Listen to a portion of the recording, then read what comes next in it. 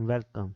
In this video, we will learn how to create named range in Google Spreadsheet. So let's get started. Click on Data tab, then click on Named Ranges, enter name,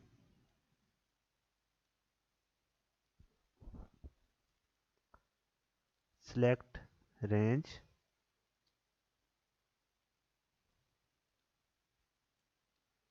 click on OK, then click on Done.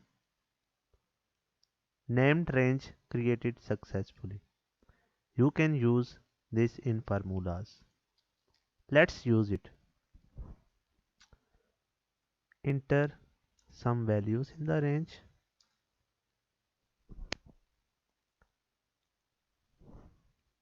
Let's take some of these values.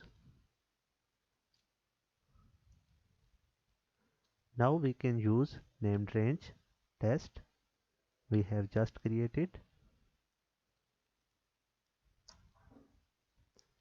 Here it is, the sum of values from named range. You can delete the name range by clicking on it. Just go to data, named ranges,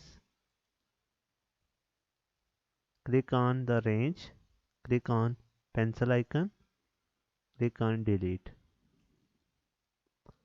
Thanks for watching this video. Please subscribe to my channel for more interesting videos.